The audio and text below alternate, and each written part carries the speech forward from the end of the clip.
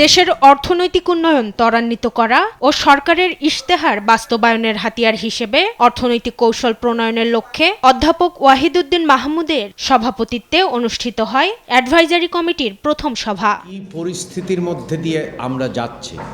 সভা শেষে সাংবাদিকদের ব্রিফ করেন প্রধানমন্ত্রীর অর্থ ও পরিকল্পনা বিষয়ক উপদেষ্টা রাশেদ আল মাহমুদ তিতুমির। এ সময় তিনি বলেন, পতিত সরকারের রেখে যাওয়া দীর্ঘমেয়াদী মূল্যস্ফীতির কারণে দরিদ্র মানুষের সংখ্যা বাড়ছে। ভিগো ওয়্যার গার্ড প্রয়োজন মতো বাঁকানো যায়, অধিক চাপেও ভাঙে না। ভিগো। পতিত সরকার দীর্ঘমেয়াদী মূল্যস্ফীতি রেখে গেছে এবং যার কারণে দরিদ্র মানুষের সংখ্যা গত 3 বছরে ন্যূনতম 90 লাখের মতো বেড়েছে।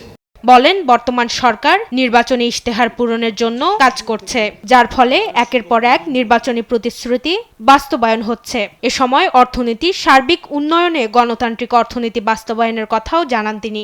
অতীতে পরিকল্পনাগুলো একেবারেই জনগণের সাথে সম্পর্কহীন ছিল, বাস্তবতা বিবর্জিত ছিল, কতকগুলো সংখ্যা দিয়ে একটা মন ভোলানো বয়ান তৈরি করা হয়েছে।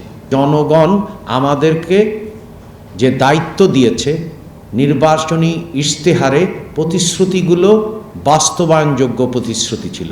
পরিকল্পনা প্রতিমন্ত্রী জোনায়েদ সাকি বলেন, ভঙ্গুর অর্থনীতি পুনরুদ্ধার এবং বিগত সরকারের সময়ে চলমান প্রকল্পকে সচল করতে কাজ করছে সরকার। আমাদের সরকারের লক্ষ্য একটা অর্থনৈতিক গণতন্ত্রায়ন, একই সাথে বৈষম্যহীন একটা আর্থসামাজিক ব্যবস্থা তৈরি করা। সেই জায়গা থেকে তার লক্ষ্যের সাথে সঙ্গতিপূর্ণ করে এই চলমান প্রকল্পগুলোকে কিভাবে পুনরুজ্জীবিত করা যায়।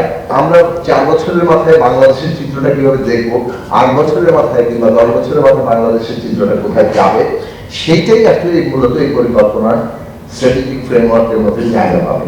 চলমান জ্বালানি সংকট সমাধানে নিজস্ব জ্বালানি উৎসগুলোকে অনুসন্ধান করার কথাও জানান তিনি। পুনরুদ্ধার চাচ্ছি। মাকদুরা মিতি, দেশ টিভি, ঢাকা।